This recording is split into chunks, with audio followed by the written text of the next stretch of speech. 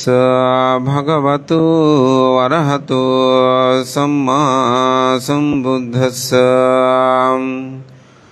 पुयंसो पुरिसो कैरा कैरतेन पुनः पुनः तं हि संदकैरा तसुकुपुया सयुच्छयो एतेन सस्सवज्जेन होतु ते जयमङ्गलं ते।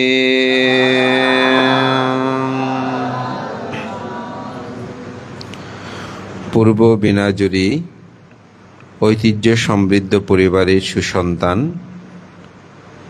প্রত্যঙ্গস্থ শাক্যমুনি বৌদ্ধ বিহার ও আড্ডিনী ধ্যান কেন্দ্রের একজন অন্যতম দায়ক বাবু অরুণ বড়ুয়া এবং তৎসহধর্মিনী মুন্নি বড়ুয়া তাদের পরিবার কর্তৃক পরপারগত তাদের প্রয়াত দাদু রমণীমোহন বড়ুয়া, ঠাকুরমা শরৎ কামিনী বড়ুয়া এবং তাদের পিতা বাবু জয়সেন বড়ুয়া এবং তাদেরই কাকা গৌতম বড়ুয়া তাদের পুণ্যার্থে এবং অরুণ বড়ুয়া এবং মুন্নি বড়ুয়ার সুযোগ্য কন্যা অর্পিতা বড়ুয়ার কর্ণভূষণ উপলক্ষে আয়োজিত আজকের এই মহতী অষ্টপুরস্কার সংগদান ও জ্ঞাতিপূজন অনুষ্ঠানে উপস্থিত অত্র বিহারের উপাধ্যক্ষ বিনয়শীল ভিক্ষু ব্যক্তিত্ব, আমার অত্যন্ত প্রিয় ভাজন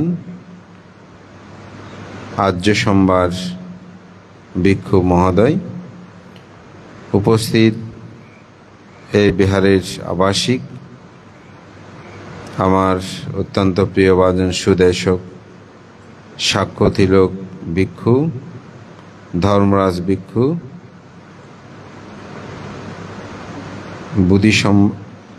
সম্বুধি রত্ন ভিক্ষু এবং শ্রমণ ধর্মপ্রাণ প্রিয় উপাসক উপাসিকা বিন্দু, আপনাদের সকলের প্রতি আমি মৈত্রী চিত্তে পুণ্যদান এবং আশীর্বাদ জ্ঞাপন করছি। এবং আজকে আমাদের সাধনচন্দ্র বড়ুয়া, আমাদের পূর্ব বিনাজুরির বিশিষ্ট সাধনপ্রাণ উপাসক, তিনি অরুণ বাবুর অর্থাৎ তাদের পরিবার ঐতিহ্য ইতিহাস সম্পর্কে এখানে যে কথাটা ব্যক্ত করেছেন, আমি এটা জেনে খুবই আনন্দ অনুভব করছি। এই অর্থে ভাবছি যে আমাদের বিহার প্রতিষ্ঠার শুরু থেকেই যে অরুণবাবু যেভাবে কায়িক, আর্থিক, মানসিক সর্ববিধ সহযোগিতা, এটা আমাকে খুব বেশি আনন্দিত করত যে বিহারের প্রতি তার যে আন্তরিকতা। তো এটা কোথায় থেকে শুরু হলো, এটার একটা গোড়া তো থাকবে। তো সে গোড়া হিসেবে এখন বুঝতে পারলাম যে আমাদের পরম সে পুণ্যপুরুষ ধর্মকতিক ভ্রান্তি থেকে শুরু করে যাদের নাম আজকে এখন উচ্চারিত হয়েছে, আমাদের পরম পুণ্যপুরুষ মৈত্রীপ্রদীপ, গিরিমানন্দ মস্তবীর সহ সেই জ্ঞানলোক প্রজ্ঞালোক ভান্তে সহ যাদের কথা এখানে স্মরণ করা হয়েছে, এগুলো আমাদের সমাজ গগনে সধর্ম বিকাশে এক অনন্য অবদান রেখেছেন। তো সেই পরিবারেরই বংশজাত আমাদের অরুণবাবু, আজকে সাধনবাবুকে আমি চন্দ্রবাবুকে ধন্যবাদ জানাই, তিনি সেটা তুলে ধরেছেন। তো শুধু সেদিক নয়, আবার মুন্নি বড়ুয়া যিনি আমাদের অরুণবাবুর সহধর্মিনী, তার পিতা আমাদের বিবিরবিলা গ্রামের একজন অত্যন্ত স্বনামধন্য ব্যক্তিত্ব, যিনি বিবিরবিলা শান্তিবিহার পূর্বী এবং পুনর্নির্মাণীয় যার অসাধারণ অবদান রয়েছে এবং ভিক্ষু সংঘের প্রতি অত্যন্ত শ্রদ্ধাশীল, যার নামের সাথে কাজেরও মিল আছে, সেই সুদত্ত বড়ুয়া মহোদয়, যিনি একজন সধর্মপ্রাণ উপাসক হিসাবে তিনি আমাদের অর্থ অঞ্চলে অত্যন্ত পরিচিত একজন ব্যক্তিত্ব। এবং আমাদের দক্ষিণ চট্টগ্রামের যারা প্রামাণ্য ভিক্ষু সংঘ, সবার সাথে সুদত্তবাবুর একটি বিশেষ সখ্যতা, ধর্মময় বন্ধন রয়েছে। তো আমি মনে করি অরুণবাবু এবং মুন্নি তাদের ধর্মময় সংসার জীবনের পুষ্পরিত যে সন্তান, অর্পিতা বড়ুয়া, সেও আমাদের এখানে যে সধর্ম শিক্ষা নিকেতন আছে পতেঙ্গা, একজন কৃতি সেই শিক্ষার্থী। আপনারা দেখেছেন আজকে সে খুব সুন্দর করে পঞ্চশীল প্রার্থনা করেছে। এটা হচ্ছে ধর্মশিক্ষার একটি প্রাপ্তি। তো পিতামাতা যদি সচেতন হয়, ছেলে মেয়েরাও ধর্মশিক্ষায় তাদের জীবনকে আলোকিত করতে পারে। তো আমরা সাধারণত সভা সমিতিতে গেলে আমাদের অনেক বয়োজ্যেষ্ঠ পঞ্চশীল প্রার্থনার ভয়ে পিছনে চলে যায়, এবং অনেককে বললেও তারা পঞ্চশীল প্রার্থনা করতে চায় না, ভয়ে ভয়ে, হয়তো জানলেও ভয়ে হোক। কিন্তু আজকে অর্পিতা, তার আজকে কর্ণবসন বা কর্ণচ্ছেদন আপনারা যাই বলেন, তার অনুষ্ঠান। আবার সে খুব সুন্দর করে পঞ্চশীল প্রার্থনা করতে, কোনো ভুল আছে কিনা আপনারা দেখেন। তাইলে এটা হচ্ছে পিতামাতার থেকে শিক্ষা লাভ করা। তো এটা আমি মনে করি অরুণবাবু যেমন তার একটা ভালো পরিবারের সন্তান, এবং মুন্নিও সে ভালো পরিবারের সন্তান, পিতামাতা থেকে সে শিক্ষা লাভ করেছে, আজকে তার সন্তানকেও সেই শিক্ষা দিয়েছেন। এটা আমাদের সমাজের কাছে অনুকরণীয়। তো একটা সত্যি কথা, আমাদের টাকা পয়সা থাকলে আমরা বলি তিনি অনেক বড় পরিবার। তো টাকা পয়সায় আসলে সম্ভ্রান্ত পরিবার নয়, টাকা পয়সায় উচ্চ পরিবার নয়, বিত্ত পরিবার হতে পারে, অর্থাৎ ওনার অনেক অর্থবিত্ত থাকতে পারে। কিন্তু বৌদ্ধ ধর্ম দর্শনে আপনি উচ্চ পরিবার কাকে বলে, ব্রহ্ম পরিবার কাকে বলে, এটা কি আমরা জানি? তা আমরা টাকা পয়সা থাকলে বলি যে ওনার অনেক বড় লোক। তা আসলে উনি বড় লোক নয়, উনি বিত্তশালী, অর্থাৎ ওনার অনেক সম্পদ আছে। তো অনেক অর্থবিত্তশালী মানুষও কিন্তু ছোট লোক হয়। বান্দার ছোট লোকটা কীরকম? যার মন হীন, নিকৃষ্ট, দুঃশীল, দুরাচারী। তার বহু টাকা পয়সা থাকলেও সে মানুষটা হচ্ছে হীন লোক, ছোট লোক। এই কি হয়েছে তোমাদের? এ কি দিন আসো তুমি বসে থাকো। তো সেটা হচ্ছে কি হীন লোক, ছোট লোক। তো ছোট লোক কীরকম একটু পরিচয় দিই। ছোট লোক দুঃশীল, দুরাচারী। ছোট লোক প্রাণী হত্যা করবে, চুরি করবে, ব্যভিচারী করবে, মিথ্যা কথা, ভেদ কথা, কর্কশ কথা বলবে, একজনের কথা একজনকে বলে সমস্যা সৃষ্টি করবে, নেশা দ্রব্য সেবন করবে। সে হচ্ছে কোন লোক? ছোট লোক। অর্থবিত্ত যদি তার থাকে, প্রচুর থাকে, সমাজে জাতিতে বিশৃঙ্খলা সৃষ্টি করে, এটা হচ্ছে ছোট লোক। কারো উন্নতি শ্রীবৃদ্ধি দেখলে সহ্য করতে পারে না। অনেক সময় দেখবেন অনেকটা বড় সঙ্গদান করেছে, কিন্তু নিজে সহ্য করতে পারতেছে না, ঘৃণা করে, তুচ্ছ করে, তাচ্ছল্য করে। এটাই হচ্ছে কি ছোট লোক।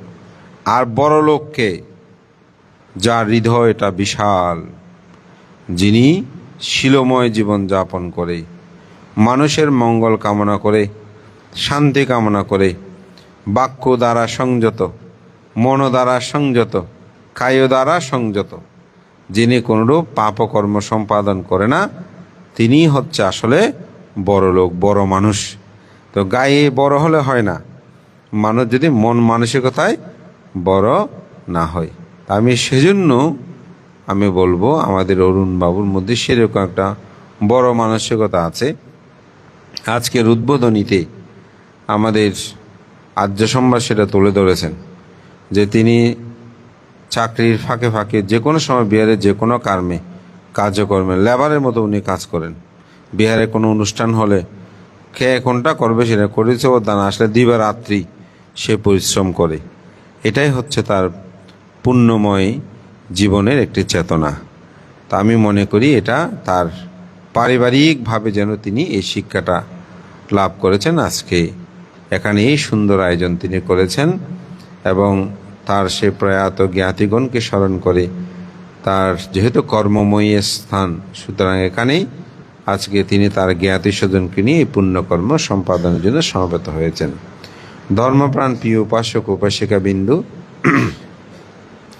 মহাকারণিক তথাগত বুদ্ধির জীবন দর্শনটা যদি আমরা দেখি, একটা উপমা দিয়ে আমার দেশনায় গভীরে যাচ্ছি। অম্রপতি নগরে একজন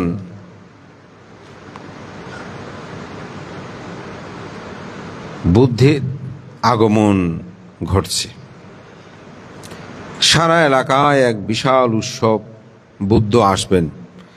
যেমন আমাদের বাংলাদেশে কোনো সুন্দর আয়োজন হলে তখন সেখানে দেখা যায় অনেক মানুষের কি হয়, সমাগম হয়, একটা উৎসব আসে যে এখন এখানে সঙ্গরাজ ভান্তে আসবেন, অমুক বড় ভান্তে আসবেন, অনেকে ভান্তে আপনি আসবেন বলে শুনেছি যে আমি এসেছি, এরকম একটা উৎসব হয় না? তো আমরা তো সাধারণ মানুষ, বুদ্ধ যেখানে আসবেন বলে সেখানে কেমন উৎসব হবে একটু চিন্তা করে দেখেন। তো অম্রপতি নগরে সেখানে বুদ্ধ আসবেন। কোন বুদ্ধ? দীপঙ্কর বুদ্ধ। তখন এক উৎসব। তো ওখানে একজন ঋষি থাকতেন, মানে সাধক। তো তার নাম ছিল সুমেধ তাপস হিসাবে সবার কাছে পরিচিত ছিল।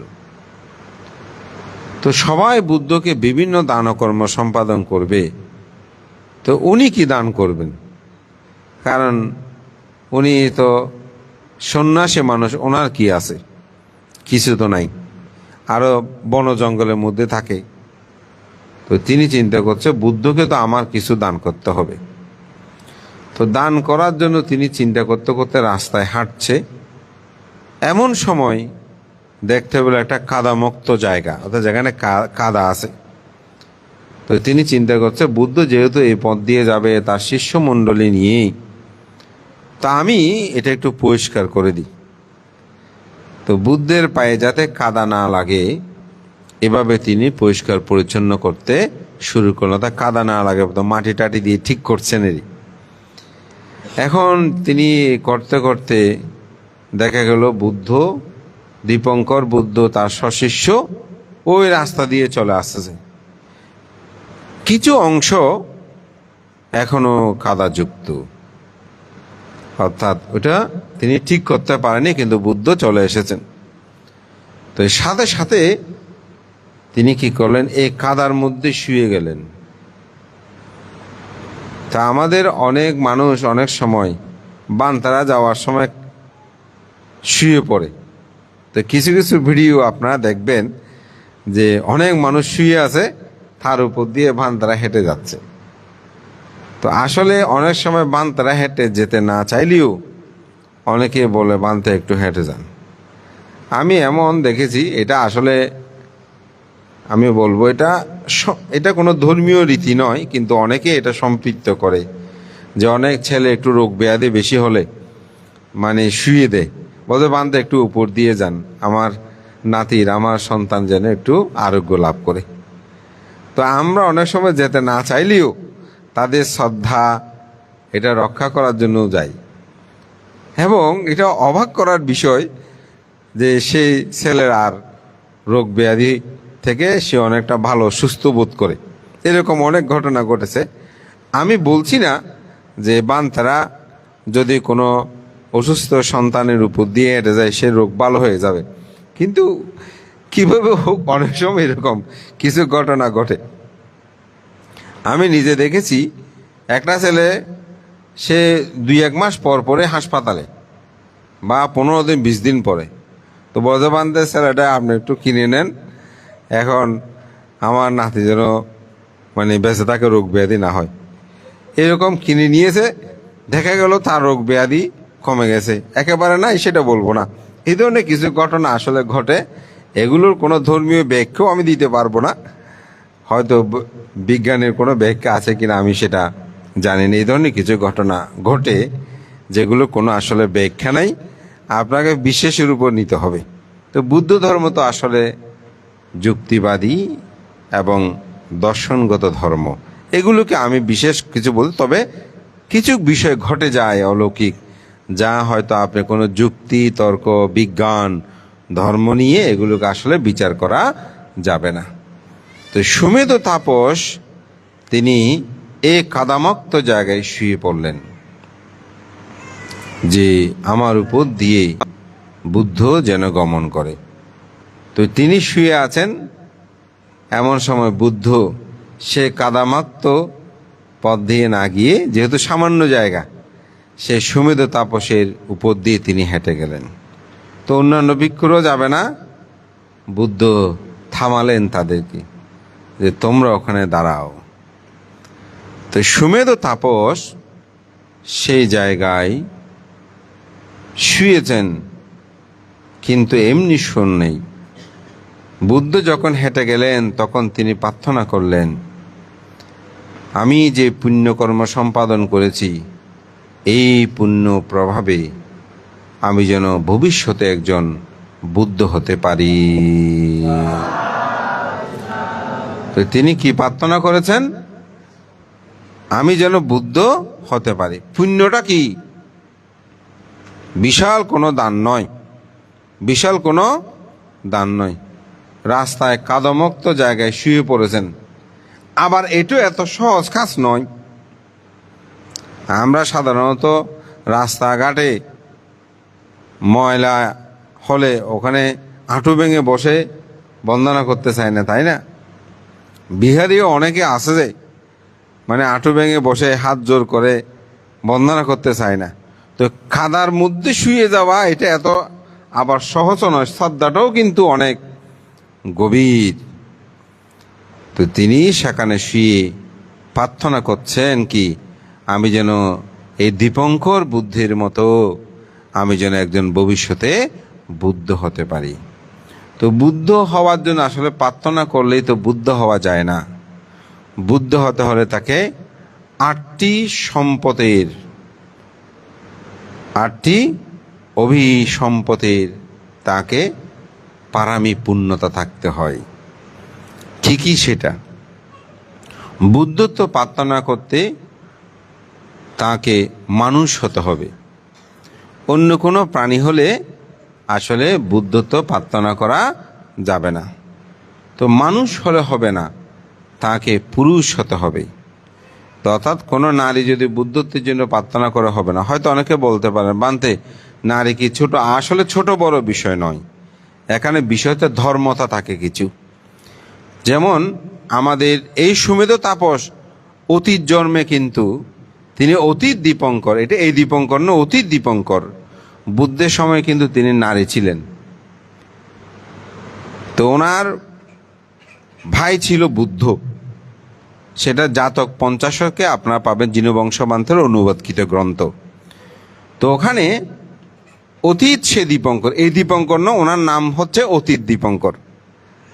তো ওনার যশ কীর্তি দেখে ওনার বোন ভাইকে বলছে দান ধর্ম করে, বলে আমি আপনার মতো বুদ্ধ হতে চাই। তো বলে যে হে ভগ্নী, তুমি তো এখন বুদ্ধত্বের জন্য প্রার্থনা করলে হবে না, তুমি আগে পুরুষ হওয়ার জন্য একটু প্রার্থনা করো। তখন তিনি পুরুষ হওয়ার জন্য কিন্তু প্রার্থনা করেছেন। এই প্রার্থনার কারণে এই সুমেধ তাপস অবস্থায় তিনি কিন্তু পুরুষ হয়েছেন। তো সুতরাং নারী হলে যে তিনি বুদ্ধ হতে পারবে না তা না, তবে তাকে আরো একটু স্টেট অর্থাৎ আরেকটা জায়গায় একটু পরিবর্তন করতে হবে, সেজন্য তাকে পুরুষ হতে হবে। তো পুরুষ হলে হবে না, তাকে অষ্ট অভিজ্ঞা ও পঞ্চ অভিজ্ঞ অষ্ট সমাপত্তি লাভী হতে হবে। তখন ধ্যান জগতের মধ্যে একটা উচ্চতর স্থানে কিন্তু তাকে যেতে হবে। তো শুধু পঞ্চ অভিজ্ঞ অষ্ট সমাপত্তি লাভী হলে হবে না, তাকে অরহত্ব লাভের হেতু থাকতে হবে। অর্থাৎ সেই মুহূর্তে যদি তিনি ধ্যান করেন, বুদ্ধের কাছে কর্মস্থান গ্রহণ করেন, তাহলে তিনি সেই মুহূর্তে অরহত্ব লাভের মতন হেতু থাকতে হবে। তো অরহত্ব লাভের মতন শুধু হেতু থাকলে হবে না, তাকে স্বয়ং বুদ্ধের সাক্ষাৎ লাভ করতে হবে। অর্থাৎ এখন আমরা যদি বুদ্ধত্বের জন্য প্রার্থনা করি হবে না, বুদ্ধের সাক্ষাৎ লাভ করতে হবে। অর্থাৎ সম্যক সম্বুদ্ধের সাক্ষাৎ লাভ করতে হবে। বুদ্ধের সম্যক সম্বুদ্ধের সাক্ষাৎ লাভ করলে হবে না, তাকে বুদ্ধ হওয়ার জন্য প্রার্থনা করতে হবে। অর্থাৎ আমি বুদ্ধের সাক্ষাৎ পেয়েছি, প্রার্থনা না করলে প্রার্থনা করতে হবে। তো প্রার্থনা শুধু এমনি মুখে বললে হবে না, প্রার্থনার সময় শ্রদ্ধা, বীর্য, প্রজ্ঞা, এই তিনটির যে কোনো একটি প্রবল থাকতে হয়। হয়তো বেশি বীর্যবান হতে হবে, নয়তো বেশি শ্রদ্ধাবান হতে হবে, নয়তো প্রজ্ঞাবান। যেমন আমাদের তথাগত গৌতম বুদ্ধ কি প্রজ্ঞাবান, অর্থাৎ প্রজ্ঞা প্রধান ধর্ম বলি না, এ প্রজ্ঞা প্রধান। আবার কিছু বুদ্ধ আছেন শ্রদ্ধা প্রধান, আবার কিছু বুদ্ধ আছেন কি বীর্য প্রধান। এই জন্য এরকম প্রার্থনা থাকতে হবে। এখন কয়টি গিয়েছে? 60টি। এই 60টি শুধু থাকলে হবে না, ওনার যে প্রার্থনা যে করবে শ্রদ্ধা বীর্য প্রজ্ঞার মাধ্যমে, এটা বুদ্ধ কর্তৃক আশীর্বাদ লাভ করতে হবে, অর্থাৎ উনি ভবিষ্যৎবাণী করতে হবে। তখন এই 8টি বিষয়ের মধ্যে 60টি দেখে যে সুমেধ তাপসের পরিপূর্ণ আছে। এই 60টি কি আছে? পরিপূর্ণ আছে। তখনই দীপঙ্কর বুদ্ধ বললেন, তিনি তার সে প্রজ্ঞা সামন্ত চক্ষু দ্বারা অবলোকন করে দেখতে পেলেন যে সুমেধ তাপসের 60টি কি বুদ্ধত্ব প্রার্থনা করার জন্য যে 60টি বিষয় তা তার মধ্যে পরিপূর্ণ আছে। তখন তিনি বললেন যে এই সুমেধ তাপস চারি অসংখ্য লক্ষাধিক কল্প পারমের সম্ভার পূরণ করে তিনি পিতা শুদ্ধোদন এবং মাতা মহামায়া, পিতা শুদ্ধোদনের উরসে মাতা মহামায়ার গর্ভে আবির্ভূত হয়ে এই পৃথিবীতে তিনি গৌতম বুদ্ধ নামে জগতে বুদ্ধ হবে। এই ভবিষ্যৎবাণী লাভ করেছিল এই দীপঙ্কর বুদ্ধের পাদমূলে পতিত হয়ে বুদ্ধত্ব লাভের পর। এরপরেই তিনি সেদিন থেকে বুদ্ধ হওয়ার জন্য তিনি পারামি পুণ্য করেছেন। তিনি যত পুণ্যকর্ম করতেন, সমস্ত পুণ্যকর্ম করে তিনি প্রার্থনা করতেন আমি যেন বুদ্ধ হতে পারি। কি কি করেছেন? মায়ের জন্য জীবন দিয়েছেন। সে সময় বলছে আমি যে মায়ের জন্য জীবন দান করছি, এই পুণ্য প্রভাবে আমি যেন বুদ্ধ হতে পারি। তিনি অকাতরে দান করেছেন, প্রার্থনা করেছেন কি আমি যেন বুদ্ধ হতে পারি। তিনি মানবের কল্যাণের জন্য জীবন দান করেছেন, চক্ষু দান করেছেন, বলে যে আমি যেন বুদ্ধ হতে পারি। এই জন্য একটি কথা আছে, ত্রিপিটক আচার্যগণ কর্তৃক উক্ত হয়েছে যে তিনি আত্মপ্রসাদে বলেছেন যে পৃথিবীতে যত তারা আছে তার চেয়ে বেশি আমি চক্ষু দান করেছি, পৃথিবীতে যত মাটি আছে তার চেয়ে বেশি মাংস দান করেছি, পৃথিবীতে যত পর্বত টিলা আছে তার চেয়ে বেশি আমি মস্তক দান করেছি, পৃথিবীতে যত সাগরা সাগরের পানি তার চেয়ে বেশি আমি কি করেছি? রক্তদান করেছি। তাহলে চিন্তা করে দেখেন, এইভাবে পারামি পুণ্য করেছেন। তো অনেকে বলতে শোনা যায়, বলতে আসলে এত রক্ত কি তিনি দান করেছেন?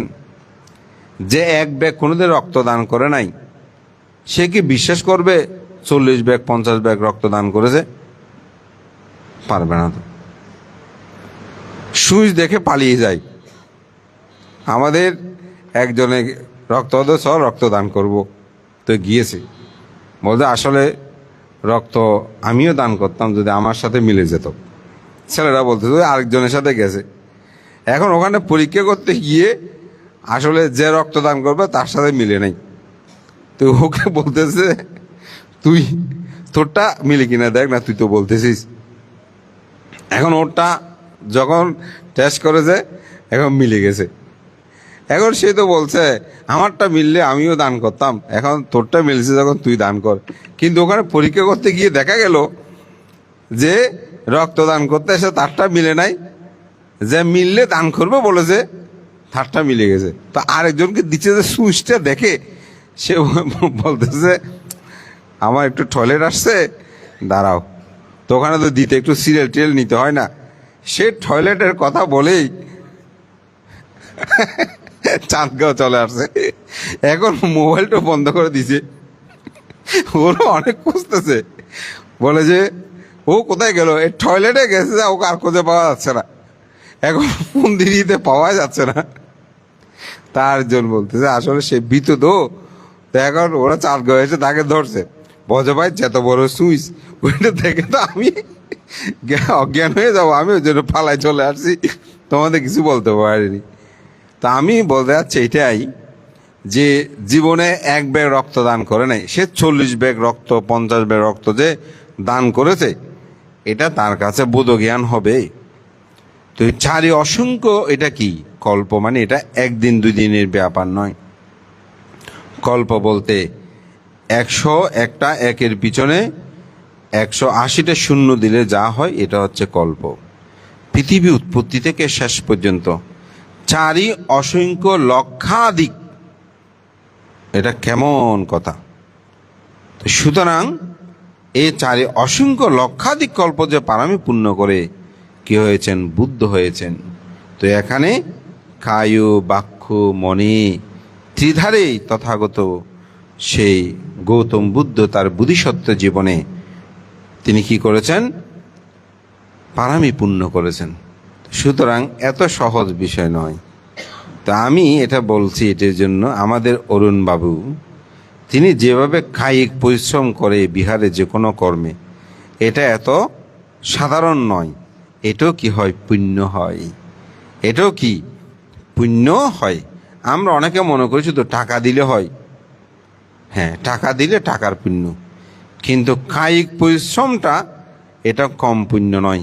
এটা অন্তর্জগতে যেমন শ্রদ্ধা কাজ করে, তিনি কায়গতভাবে সে পুণ্যটা অর্জন করে। আমাদের অনেক উপাসক উপাসিকা আছেন, বানতে আমার তো সুযোগ নাই এত টাকা দান করার, গরিব, আমার এত টাকা নাই। আসলে মানুষগুলো মানসিকগতভাবেও গরিব। বানতে কেন, আপনি ঠিক আছে কায়িক, আপনি আর্থিক টাকা দান করতে পারছেন না, তা আপনি কি কায়িকগতভাবে পরিশ্রম করতে পারেন না? বিহারে ভিক্ষু সংঘ আসলে, অনুষ্ঠান হলে পরিষ্কার পরিচ্ছন্ন আহার পরিবেশন, অনেক সময় আত্মীয় স্বজন জ্ঞাতে যে খাবার, আজকে যেমন সংগদানের পরে পরিবেশন হচ্ছে, আমরা সেগুলোতে অংশগ্রহণ করতে পারি না। না, সেগুলোতেও আমরা গরিব দরিদ্র। আজকাল কোনো অনুষ্ঠান সংগদানের আগে কত সুন্দর করে পরিবেশন হতো, এখন সব ওই যে বয় না কি দিয়ে এগুলো আপনাকে করতে হয়। তো ওইটার দ্বারা বয়ে দেওয়া আর আত্মীয় স্বজনে দেওয়ার মধ্যে কিন্তু অনেক কি আছে, পার্থক্য আছে। যেমন আপনারা দান করলে এক ধরনের হয়, বয় দিয়ে আমাদেরকে দান করার বুঝে না সুঝে না কিছু, অনেক সময় এদের প্লেট দিয়ে দিয়ে চলে যায়। আর আপনারা কত শ্রদ্ধা করে ভান্তে আরেকটু নেন না, কত আন্তরিকতা থাকে না, মানে আরেকটু গ্রহণ করেন। জ্ঞাতি স্বজনের মধ্যেও আপনি বয় দিয়ে পরিবেশন করেন আর নিজেরা একটু তোলে দিয়ে পরিবেশন করেন, কত আন্তরিক এটার মধ্যে। নাই, দিন দিন আমরা যান্ত্রিক হয়ে যাচ্ছি, শ্রদ্ধা ভালোবাসা বোধগুলো আমরা হারিয়ে ফেলছি। আপনি দেখবেন এটা বড় বিশাল হয়তো বিবাহ হলো, খাওয়ারের কোনো হিসাব নাই। আর এমনি বাড়িতে আপনি বেড়াতে যান, কোনো বাসাতে যান, যখন আপনার জন্য ছোটোখাটো করে আয়োজন যেগুলো হয় এরই, তখন সামান্য 2-3টা তরকারি, কিন্তু যখন সেই স্নেহ করে ভালোবেসে আন্তরিকতায় শাকও তুলে দেয়, তখন আপনার খেতে এটা কেমন লাগে, খাওয়াটা কেমন হয়। তো সেজন্য অর্থাৎ শ্রদ্ধাটা আপনার অতীব গুরুত্ববহ। এখানে মূল বিষয় হচ্ছে কি, শ্রদ্ধা। তো বান্ধব শ্রদ্ধা কি? শ্রদ্ধা হচ্ছে কর্মফলকে বিশ্বাস, নির্বাণ বিশ্বাস, চতুরার্য সত্যকে বিশ্বাস। তো চতুরার্য সত্য কি? দুঃখ আছে, দুঃখের কারণ আছে, দুঃখ নিরোধ আছে, দুঃখ নিরোধের উপায় আছে। এটাকে যিনি বিশ্বাস করেন, প্রতিপালন করেন, বৌদ্ধ ধর্ম দর্শনে এটাকে বলা হয় কি? শ্রদ্ধা। তো আজকে অরুণ বাবু তিনি শুধু কায়িক পরিশ্রম করেন তা না, তার মধ্যে শ্রদ্ধা আছে বলেই আজকে জ্ঞাতি স্বজন সবাইকে নিয়ে এই সুন্দর তিনি আয়োজন করতে সক্ষম হয়েছেন। তাই আমি বলবো, এই জগৎ সংসারে ধনী বলেন, দরিদ্র বলেন, বড় লোক বলেন, ছোট লোক বলেন, এখন চিনেছেন তো বড় লোককে ছোট লোককে, সেভাবে চিন্তা করবেন, টাকা দিয়ে চিন্তা করবেন না। চিন্তা করবেন যে যার শ্রদ্ধা আছে বিশাল মন মানসিকতা আছে, সে হচ্ছে বড় লোক। আর যার টাকা পয়সা থাকলেও কিন্তু মনটা ছোট, আপনি বলবেন তিনি ছোট লোক। তবে অর্থবিত্ত থাকলে যে সকল মানুষ ছোট লোক হয় তা না। অনেক মানুষের দেখেছে অর্থবিত্ত যেমন আছে, মনটাও কিন্তু সেরকম। দেখতেও যেমন যিনি সুন্দর, তার মন মানসিকতাও সুন্দর। এই ধরনের মানুষ আছে না? আছে তো অনেক অর্থবিত্তশালী, নিরহংকারী, কোনো অহংকার নাই। আমি এরকম দেখেছি অনেক সুন্দর, গুণবতী, রূপবতী, গুণবান, সুদর্শন মানুষ, পুরুষ আছে না, নারী আছে না, ওদের চলাফেরা কত সাধারণ, স্বাভাবিক। আমি আমার শিষ্যদের মাঝে মধ্যে বলি, দেখো উনি ডাক্তার, উনি ইঞ্জিনিয়ার, ওনার গাড়ি আছে, বাড়ি আছে, অর্থবিত্ত আছে, কিন্তু দেখো তোমাদেরকে কিভাবে সুন্দর করে পরিবেশন করতেছে। এই মহিলাটা দেখো, হ্যাঁ, এত সুন্দর, সুশ্রী, গুণবতী, দেখো ওনার গুণ কিভাবে, উনি আমাদেরকে কোনো অহংকার নাই, শ্রমণদেরকে কিভাবে পরিবেশন, ভান্তাদেরকে কিভাবে পরিবেশন করতেছে। আর কতগুলো তো একেবারে মনে করে যে সে অনেক সাজ গোজে সেরকম করে বিহারে যাবে, উনি একটা অনেক কিছু দেখাবে, মানে মনে করে যে আমি অনেক কিছু। কিন্তু আপনি কি চিন্তা করে দেখেছেন এই রূপ কতদিন থাকবে? এই সুদর্শন পুরুষ আপনি কতদিন থাকবেন? দেখলাম তো জীবনে এরকম আমাদের সম্মুখে অহংকারের কোনো মানে, আপনি আশেপাশে যাওয়া যায় না, কিন্তু সে অহংকার ধুমরে চুমরে শেষ।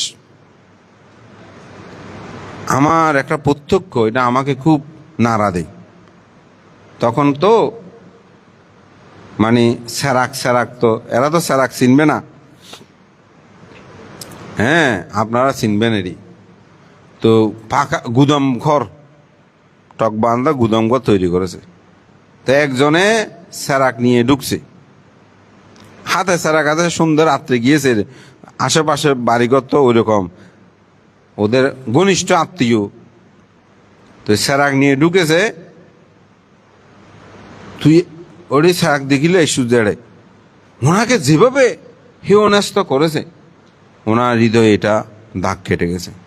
তো উনি ওনার সন্তানকে এই কথা বলেছে, বোধবা আই তোর গিয়ে দি হদে স্যারাক লই গিয়ে দি, আতর স্যারাক আছে আদর নিয়ে গিয়ে দি, হদি মার যে অপমান করছে বাইর করে দিই। যিনি এই কাজটা করেছে, আমি ওনার জীবন দেখেছি, পথে পথে জীবন গিয়েছে মতন, অর্থ কষ্ট, বিত্ত কষ্ট, জাঙা সম্পদ সব শেষ, স্বামী স্ট্রোক করে মারা গেল, হ্যাঁ, ওনার জীবন পথে পথে হয়েছে। অথচ ওনার বাড়িতে গ্রামের মানুষজন সবাই আসতো, বিচার আচার করতো, টাকা আর কি ঝঞ্ঝনানি। অনেকে দুঃখ করে এরকম বলেছে যে হদবই বেলা আর মাছ খাইতে জি না। তা আমি চিন্তা করলাম ওনার জন্য কেন মাছ খেতে পারেন রে, এটা কেমন কথা? গ্রামের মানুষ তো। তো পরে না বুঝতেছি আসলে হদবা তখন তো ডোমে মাছ আনতো, হদবা হালত তো ডোমে মাছ লই এলে মতর হদে যেটুকু হই হদিবে এটুকু লই বেলাই তো আর হদে মাছ খাই না হইতাম। তো তখন বুঝতেছি আসলে জিনিসটা কি। কিন্তু প্রথম তো এগুলো বুঝি নাই, গ্রামে কিছু কিছু কথা আসলে আমরাও বুঝতাম না। তো এরকম ভাবে দর দ্বারা না করতো, অন্যরা আর খেতে নিতে পারতো না। তো ওনার জীবন আমি সেটা দেখে, এই জন্য অহংকার, মান আমাদের অনেকের মধ্যে আছে। আবার অনেক আমি মানুষের কুটিপতি, ধনপতি, গাড়ি বাড়ি সম্পদ আছে, অনেক মহিলাকে, অনেক পুরুষকে আমি দেখি কত নম্র, ভদ্র, এগুলোর কোনো অহংকার নেই। আমি আমার শিষ্যদেরকে মাঝে মধ্যে আমি জানো উনি এইভাবে চলতেছে, তোমাদের মনে হয় উনি একজন অধ্যক্ষ, কিন্তু ওনার চলাফেরাগুলো কত সুন্দর, দেখে সংযত। এই মহিলাটা একটা প্রফেসর, উনি MBA করা, BBA করা, দেখো ওদের চলাফেরা কীরকম। আমি এরকম দেখেছি, অনেককে দেখেছি। সবাই যে টাকা পয়সা থাকলে অহংকারী হয় তা কিন্তু না। অনেক মানুষ আছে টাকা পয়সা হলেও ওনারা নম্র, ভদ্র, বিনয়ী, শিক্ষিত হলেও ওনারা এই গুণগুলো তাদের মধ্যে বিদ্যমান আছে। আমি যে আজকে সাবেক নিয়ে সোয়াইং খাই, এই সাবেক নিয়ে সোয়াইং খাওয়ার একটা কারণ ছিল, এটা আমি আজকে একটু বলতেছি। আমি মাঝে মধ্যে তখন আমার একদম নবীন ভিক্ষু জীবনে, তো আমি যখনই সুযোগ পেতাম বিভিন্ন জায়গায় ভাবনা খোঁজে বিভিন্ন জায়গায় যেতাম। তো তখন ওখানে তো সেবাই নিয়ে খেতাম। আবার এখানে আসলে যেহেতু ফাঙ্গে টাঙ্গে যেতাম, আমি সাবেক আর ব্যবহার করতাম। একদিন আমাদের উপাচার্য প্রফেসর ডক্টর প্রভাত চন্দ্র বড়ুয়ার বাসায় আমি গিয়েছি। তো উনি আমাকে ফাং করেছেন ওনার বাসায়। তখন উনি চট্টগ্রাম মেডিকেল কলেজে উপাচার্য হয়নি, চট্টগ্রাম মেডিকেল কলেজে তিনি অধ্যাপক মানে উনি প্রফেসর হিসেবে দায়িত্ব পালন করছেন। তা আমি যখন সাবেকে সোয়েং খাচ্ছি, তো উনি ওনার স্ত্রী সহ পরিবার বলতেছে ছোট বান, তখন আমি নবীন একেবারে আসলে। তো উনি আমাকে ওখানে বলতেছে, হয়তো দেখছো ছোট বানতে কত কষ্ট করে সবাই বহন করতেছে। তখন তো আমার গাড়ি ছিল না, আমি লোকে লেগে সব যেতাম মুখ পরে যে অনেক পরিশ্রম করতেছে, ওনার শ্রদ্ধা আছে, উনি সাবেক নিয়ে সোয়েং খায়, তো একটু ভালো করে ওনার সাবেকটা ধুয়ে দেবো। মানে আমার এই প্রশংসাটা আমার কাছে একটা প্রেরণা উৎপন্ন হয়েছে, যেটা সত্যি কথা। আজকে এটা আমি আজকে এখানে আমার শিশুদেরও হয়তো কখনো বলা হয়নি। তখন আমার মনে মনে ভাবছি, আমি যে শুধু সাবেকটা ব্যবহার করছি, এটাই একজন ডাক্তার। তখন উনি তো বিখ্যাত আমাদের বড় সমাজের একজন যুবক বললেও থুকতে হয় না। বর্তমানে আমাদের বিজ্ঞ সঙ্গের সুখে দুঃখে সবসময় আমাদের ডাক্তার প্রভাত চন্দ্রবাবু কিন্তু এগিয়ে যায়, একটা অ্যাডভাইস করে। আমরাও এখনো ফোন করে জিজ্ঞাসা করলে যে আমি অমুক রোগে কোন ডাক্তার দেখাবো, উনি পারলে তো পারেন বলেন, আর নয়তো মান তো অমুক বিশেষজ্ঞ দেখান। তো এই জন্য বলছি উনি আমাদের যুবক সদস্য, বিজ্ঞ সঙ্গদের প্রতি অত্যন্ত শ্রদ্ধাশীল। তো উনি এমনভাবে প্রশংসা করেছেন, আমি যদি সাবেক দিয়ে ভাত খাচ্ছি, এই থেকে আমি চিন্তা করলাম না কতদিন সাবেক দিয়ে খায় কতদিন খায় না, আমি তো প্রতিদিন খেতে পারি। যেটা সত্যি, হয়তো অনেকে বলতে পারে আপনার এখন প্রাইভেট গাড়ি আসেনি, কিন্তু আমি প্রাইভেট গাড়ি যখনও ছিল না, আমি প্রায় 17 বছর বলা যায় 16 বছর আমি তো থলে করেই সাবেক বহন করে করে নিয়েছি। হয়তো দেশ বিদেশে চলে গেলে তখন হয়তো আসলে সাবেকটা এয়ারপোর্টের ওরা এটা নিয়ে খুব গবেষণা করে, এটা যখন দেখে স্ক্যানে ধরা গেলে এটা বের করে আবার ব্যাগ খুলে ওখানে চেক করে, আবার এখানে ব্যাগের মধ্যে থাকলে ওখান থেকে বের করে এটা কি ঠুকা দেয়, এটা কি জিনিস, এটা কি করেন, বিভিন্ন প্রশ্নের সম্মুখীন হয়, হয়তো আর নিয়ে যায় না। কিন্তু যতটুকু পারি এটা ব্যবহার। তো একজন উপাসক গুণীজন যখন উনি প্রশংসা করেছে, আমার কাছে এটা ভালো। এরকম অনেক আমাদের জ্ঞানী, শিক্ষিত এবং বিজ্ঞ সঙ্গদের প্রতি শ্রদ্ধাশীল এরকম অনেক উপাসক উপাসিকা আছে। সবাই যে টাকা হলে তিনি ছোট লোক হয় আমি সেটা বলবো না। যেমন অর্থ আছে, বৃত্ত আছে, রূপ আছে, গুণ আছে, তার মধ্যে শ্রদ্ধা ও সম্মান এরকম আমি অনেক উপাসক উপাসিকাকে দেখেছি। তো তাদের আমি বলবো তাদের পতন হয় না, তারা আজীবন গুণী থাকে, রূপ থাকে, তাদের গুণ থাকে। কেন ভানতে? তাদের শিলময় জীবন যাপনের দ্বারা, তাদের গুণময় চিন্তা চেতনার দ্বারায়। এই কারণে মানুষের জীবন অর্থ, বৃত্ত, প্রাচুর্য এগুলো নিয়ে অহংকার করবেন না, এগুলো বেশি দিন থাকে না। আমি আজকে ধর্ম কথা বলছি তাই না, যে কোনো সময় আমার এই কণ্ঠ রুদ্ধ হয়ে যেতে পারে। আমরা এরকম দেখতেছি অনেককে, যারা এত ধর্ম দেশনা করতো এক সময়, তারা ইয়া মাহাংবাদ আমি থাংবাদ এটাও বলতে পারতেছে না, যে পঞ্চশীল দিতে পারতেছে না। সুতরাং এগুলো অহংকারের কোনো বিষয় নেই, এগুলো মানুষের জীবনে অতি ক্ষণকাল। আমি একবার বেতাগীতে একটা অনুষ্ঠানে গিয়েছিলাম, তো একজন উপাসক উনি খুব শ্রদ্ধাশীল, তোনার গাড়িতে উনি কন্ট্রাক্টারি অনেক টাকা পয়সা আছে, তো ওনার একটা ভুল চিকিৎসায় এই উপাসক ওনার হাত পা ধরে গেছে। তো আমাদেরকে পরিচয় করে মুখ মুখ বাঁধতে, উনি অনেক বড় অর্থবিত্তশালী। তা আমি ওনাকে দেখে যেটা আমার স্মৃতিপটে লাগে আমি সেগুলো একটু ব্যাখ্যা করিয়ে দিই, এখানে কাউকে হেয় করার জন্য। উনি কিন্তু মানুষটা ভালো ধার্মিক মানুষ আমি যতটুকু শুনেছি। তা আমি চিন্তা করতেছি ওনার অনেক টাকা পয়সা আছে, অর্থ আছে, ওনার একটা গাড়ি আছে সুন্দর, এই গাড়িতে উনি একা উঠতে পারছে না, ধরে ধরে উঠতে হচ্ছে। তার কাছে এই অর্থবিত্তগুলো কি আসলেই পরিপূর্ণতা দিয়েছে তার জীবনকে? না। আমরা যারা এখনো সুস্থ আছি, ভালো আছি, আমরা এখনো যারা চলাফেরা করতে পারছি, আমি মনে করি আমরা ওই খুঁটিপুটি থেকে এখনো আমরা অনেক সুখী। এই জন্য আমরা অনেকে টাকা, অর্থবিত্ত এগুলোকে সুখ মনে করি, কিন্তু যার কাছে এগুলো থাকার পরেও অঙ্গ প্রত্যঙ্গ বিকলাঙ্গ হয়ে যায়, তখন সে উপলব্ধি করতে পারে আসলে এই টাকা পয়সা আমার কাছে কোনো কিছু নয়। আপনি অসুস্থ হয়ে বেডের মধ্যে শুয়ে আছেন, লক্ষ লক্ষ কোটি কোটি টাকা থাকলে আপনার লাভ কি আমাকে বলেন তো? আপনার ইচ্ছে মতো আপনি চলাফেরা করতে পারেন, হাঁটতে পারেন। জীবনে সেই মানুষই সুখী যার মন সুন্দর, তার দেহ সুন্দর। অর্থাৎ দেহ সুন্দর বলতে কি রং ফর্সা সুন্দর নয়, তার চলাফেরা করতে পারে সক্ষম। আপনি মনে করবেন আপনি অত্যন্ত সৌভাগ্যবান। এই সৌভাগ্যটাকে আমরা উপলব্ধি করতে পারি না। যদি অর্থবিত্তগুলোকে মূল্যায়ন করি শুধু, আপনি ভুল করবেন। পৃথিবীতে সবচেয়ে বেশি সুইসাইড করে কোন দেশের মানুষ জানেন? গুগলে দেখলে সোজা পাবেন, জাপানের মানুষ। তো জাপানে টাকা পয়সার কোনো অভাব আছে মনে হয় আপনার? কোনো মানুষ ওখানে অভাবে নাই। সরকার বৃদ্ধ হলে সরকার চিকিৎসা থেকে শুরু করে সব কিছু আপনাকে দেবে। আমাদের দেশে তো মেডিকেলে যাওয়ার পরে ট্রিটমেন্ট শুরু আগে টাকা জমা দিতে হয়। সে দেশে শুধু নয়, যেগুলো উন্নত দেশ, আমেরিকা বলেন, কোনো মানুষ অসুস্থ হলে 1 টাকা 2 টাকা না, আপনাকে 1 টাকাও জমা দিতে হবে না, তার জন্য লক্ষ লক্ষ টাকা খরচ করবে। আমার এক পরিচিত, ওনার বিল এসেছে বাংলাদেশের টাকায় 60 না 70 লক্ষ টাকার মতন। আমাদের দেশ তো রুগী আটকায় রাখে, রুগী না শুধু মানুষ মরে গেলে থাকেও আটকায় রাখে যতক্ষণ টাকা না দেয়। এরকম মাঝে মধ্যে বিপদে পড়ে যায়, আমাদেরকে বলে মানে এরকম বিপদে পড়েছে, একটু সহযোগিতা করে মুখ করেন। টাকা দেওয়ার পর লাশ ছাড়ে।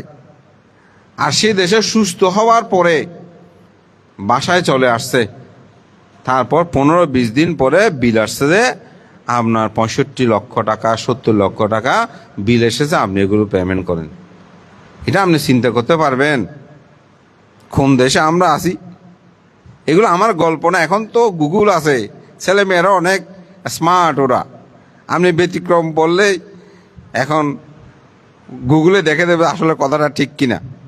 আপনি তো আন্দাজে কথা বলতে পারবেন না এখন। ছেলে মেয়েগুলো অনেক স্মার্ট। আমি মাঝে মধ্যে ধর্ম দেশনা করতে, আমায় ধর্ম দেশনা আমার শেষ হয়ে বিহারে যেতে পারে নেই। মেসেঞ্জার লিখছে, ভান্তে আপনি দেশনাটা করেছেন যে এটা অমুক জায়গাতে এরকম, আপনি এরকম। তা আমি যখন আবার বললাম যে না, তুমি যেটা বলছো অঙ্গুত্তর নিকে 3 নিপাতে, এটা ঠিক আছে, কিন্তু আমি বলেছি এটা 4 নিপাতে। স্ক্রিনশট দিয়ে ওকে পাঠালে ও ভান্তে ঠিক আছে, আমি এত গভীর এখনো যাইনি। যে তাহলে চিন্তা করে দেখেন ওরা কত অ্যাডভান্স হয়ে গেছে। তো সুতরাং আপনি ব্যতিক্রম কথা বলতে পারেন। তা আমি যেটা বলতেছি এটা আপনারা খবর নিয়ে দেখবেন। তাহলে এত উন্নত দেশে বাস করিও সে দেশের মানুষ কেন তারা এত সুইসাইড করছে? কারণ অর্থবিত্ত মানুষকে প্রকৃত সুখ দিতে পারে না। মানুষকে প্রকৃত সুখ মনেই দিতে পারে, তবে দেহর সুখও সেটা লাগবে। তবে মনের সুখ হচ্ছে পদে। এই জন্য বুদ্ধ বলেছেন, চেতনাং ভিক্ষাবে কম্মাং বদামি। হে ভিক্ষুগণ, আমি চেতনাকে কর্ম বলি। তা আমি মনে করি আজকে আমাদের অরুণবাবুর বিশাল অর্থবিত্ত প্রাচুর্য নাই, বিল্ডিং নেই, কিন্তু তার একটা কি আছে, সুন্দর মন আছে। এই সুন্দর মন মানে সুন্দর শ্রদ্ধা তার মধ্যে রয়েছে। শ্রদ্ধা রয়েছে বলেই তিনি পুণ্যকর্ম সম্পাদন করেন। তো বুদ্ধ এই জন্য বলছেন, পুয়ংস পুরিস কায়রা কায়রা তেনা পুনা পুনাম থম হি সন্দা কাইরাতা সুখ পুয়স উৎসয়ু। পুণ্যই হচ্ছে আমাদের সুখের একমাত্র উৎস, যেন পুণ্যকর্মগুলো আমরা বারবার সম্পাদন করি। তা আমি মনে করি আজকে তিনি সেই পুণ্যকর্ম সম্পাদন করছেন। আমি প্রায় সময় একটি কথা, আপনার যতটুকু সামর্থ্য আছে, অ্যাবিলিটি আছে, আপনি সেই পরিমাণ পুণ্য কি সেইভাবে আপনি দান করবেন। আপনাকে অনেক কিছু দান করতে হবে না। আমাদের অনেক মানুষকে দেখেছি খরচগরও দান করে। তা আমরা খরচ চিন্তা, ঋণের চিন্তা মাথায় রাখলে আপনার শ্রদ্ধাটা ঠিক হবে। আপনার 1 টাকা আছে, আপনি 1 টাকা দান করেন, কোনো সমস্যা নেই, এটা আপনার পুণ্য হবে। শ্রদ্ধাটা শুধু রাখবেন, গভীর শ্রদ্ধা রাখবেন। দ্বিতীয়, পঞ্চশীলটা রক্ষা করে চলবেন। এখন মানুষ সুখে না থাকার অন্যতম কারণ টাকা পয়সা নয়, বুড়োদের মোটামুটি চলার মতন একটা অবস্থা আমাদের প্রায় জনের হয়েছে। আমরা শীল পালন করছি না, স্বামী স্ত্রীর বন্ধনগুলো সুন্দর হচ্ছে না, ছেলে মেয়ের বন্ধনগুলো সুন্দর হচ্ছে না। ছেলে মেয়েদের একাডেমিক শিক্ষা দিচ্ছি কিন্তু ধর্মীয় শিক্ষা দিই না। ধর্মীয় শিক্ষা কি? শুধু বন্দনা সূত্রপাঠ না, চুরি করবে না, প্রাণী হত্যা করবে না, মিথ্যা বলবে না, বয়োজ্যেষ্ঠ শেষে অভদ্রতামি করবে না, অমুক এরকম করবে না। এই বিনয়ী শিক্ষা, যেটাকে বিনয়ী চা সুশিক্ষিত, এই শিক্ষা আমরা প্রদান করছি না। এগুলো আপনাকে কি করতে হবে? শিক্ষাটা দিতে হবে। পরিবার, সমাজ। সেদিন আমাকে একজন বলতেছে, বানতে ফুয়া যদি গরত তোমার রাস্তার মধ্যে বাইর করে দে, আয় নির্বাণ যাইতে জিম্মা ফত ঘুরি ঘুরি নির্বাণে ফাইম্বা অনেক পরিবার গঠন লইনে দেশনা করছে, যাতে মা বড় গড় থাকে, এটা গড় থাইলে এটা দিয়ান সমাধি করে পুণ্যকর্ম করে নির্বাণ যাইতে বোধে। এখন আর হতে বান্ধব গালে নির্বাণ তোয়াই দেখায়, হয়তো আর একটা মা ফুয়াশা নসার গত বাইর করে দিয়ে এখন রাস্তায় আনে আড়ে হতে দুঃখ করি ভিক্ষে করি নির্বাণ হইব না। তো আসলে পরিবার গঠনে ওনার কথাটার গুরুত্ব আছে। আপনি যদি ইহু জীবনে সুখ না পান, আপনি পর জীবনে কোথায় সুখ পাবেন? বুদ্ধ ধর্ম কোথায় আছে ইহু জীবনে দুঃখ পেলে পরজন্মে সুখ পাবেন? না। বুদ্ধের ধর্ম দর্শন হচ্ছে ইদানন্দাতি পেশানন্দাতি কাতা পুণ্য উভয়াত্মানন্দাতি। আপনি ইহু জীবনে পুণ্যকর্ম মানে ভালো কাজ করলে ইহু জীবনেও নন্দিত হবেন, পরজীবনেও আপনি নন্দিত জীবন লাভ করবেন। তা আমি পুণ্যের কাছে প্রার্থনা করি আমাদের অর্পিতা সেই আলোকিত জীবন হোক, শিক্ষা দীক্ষা অর্জন করে। এমনিতে ধর্ম শিক্ষায় সে খুব ভালো, তার আগামী দিনগুলো সুন্দর হোক। আজকে যে তার কর্ণভূষণ, এটা একটা সামাজিক অনুষ্ঠান। তো এই অনুষ্ঠানের মাধ্যমে আমাদের যে একটা আনন্দ উৎসব, এটা তার প্রবৃদ্ধি হোক। এবং অরুণবাবু এবং মুন্নি, তাদেরকেও আমি পুণ্যদান করি। তারা এই বিহারের সম্পৃক্ত থেকে এই বিহারের সর্বোত্তর তাদের যে সর্বোত্তর সহযোগিতা, এটা আমি কৃতজ্ঞ চিত্তে পুণ্যদান করি। এবং আজকেও আমাদের বিনাজুরি থেকে এবং সাথে বিবির বিলা থেকেও আমাদের উপাসক সবাই যে আজকে উপস্থিত হয়েছে, জ্ঞাতি স্বজন এবং এই বিহারেরও যারা সম্পৃক্ত, তাদেরকেও আমাদের অরুণবাবু আজকে সাকান্ন ভোজনের মাধ্যমে তার যে পুণ্যরাশি অর্জন, সাথে সাথে আজকে তাদের সে পরম জ্ঞাতি রমণী মোহন, শরৎ কামিনী বড়ুয়া, জয়সেন এবং গৌতম বাবু, ওনাদেরকেও স্মরণ করেছেন। ওনাদেরকে পুণ্যদান করি। ওনারা যেখানে উৎপন্ন হোক এই পুণ্যরাশি লাভ করে সুখী হোক। আপনারও সেই জন্ম দুঃখ জরা দুঃখ থেকে মুক্তি লাভের জন্য শীল সমাধি প্রজ্ঞার আচরণে এবং পরিবার গঠনে সচেষ্ট থেকে নিজেদের জীবনকে সুন্দর করুন, সার্থক করুন এবং বড় মন নিয়ে সদ্য উৎপন্ন করে বড় মানুষের পরিচয় দিয়ে নিজেদের অন্তর জগতের লোভ দেশ মোহকে পরাভূত করে একটি সুন্দর জীবন গঠন করুন। এই আশীর্বাদ পুণ্যদান করে আমার নাতি দীর্ঘ ধর্ম কথা শেষ করছি। জগতের সকল প্রাণী সুখী হোক।